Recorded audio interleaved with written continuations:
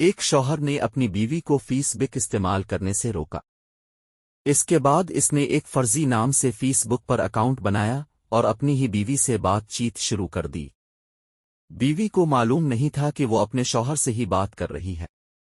بیوی اور اس فرضی نام والے شخص یعنی اس کے شوہر کے درمیان قربت بڑھنے لگی اور شوہر نے فرضی نام کے تحت اس سے محبت کا اظہار کیا۔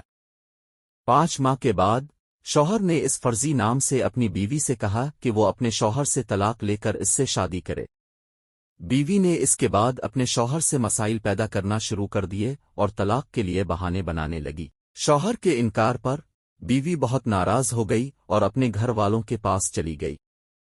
اس دوران اس کا شوہر جو ابھی بھی فرضی نام سے اس سے بات کر رہا تھا اسے اپنے شوہر کے خلاف بھڑکاتا رہا۔ 1 ماہ کے بعد بیوی واپس اپنے شوہر کے گھر آ گئی، لیکن اس کے گھر والوں نے اسے کہا کہ وہ طلاق کے قابل نہیں ہے۔ شوہر کے گھر آنے کے بعد بیوی روز روز اپنے شوہر سے لڑنے لگی۔ ایک دن شوہر نے کہا کہ وہ اسے طلاق دے دے گا، مگر شرط یہ ہے کہ شادی کے 1 ہفتے بعد وہ خود طلاق مانگے گی۔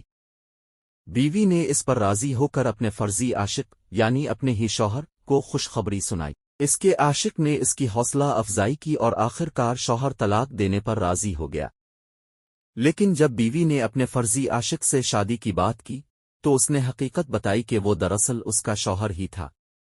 اس انکشاف کے بعد بیوی کو سمجھ آیا کہ وہ اپنے ہی شوہر کے جال میں پھنس چکی ہے۔ اس حقیقت کو جاننے کے بعد بیوی کو شدید صدمہ پہنچا۔ اس نے اپنے شوہر سے معافی مانگنے کی کوشش کی، لیکن شوہر نے اس کے رویے کی وجہ سے اسے معاف کرنے سے انکار کر دیا۔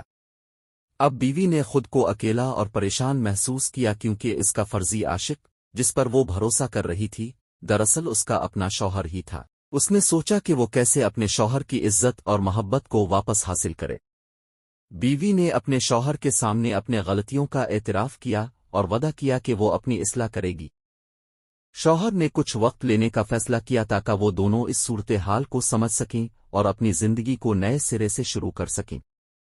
آہستہ آہستہ بیوی نے اپنی وفاداری اور محبت کے ذریعے اپنے شوہر کا دل دوبارہ جیت لیا۔ یہ کہانی ہمیں یہ سبق دیتی ہے کہ اعتماد اور محبت کی بنیاد پر ہی ایک مضبوط رشتہ قائم ہو سکتا ہے۔ اگر کسی رشتے میں شک کا دھوکہ شامل ہو جائے تو اس کا انجام بہت ہی تکلیف دہ ہو سکتا ہے۔ دونوں کو چاہیے کہ وہ ایک دوسرے کے جذبات اور احساسات کا احترام کریں اور مل کر زندگی کی مشکلات کا سامنا کریں۔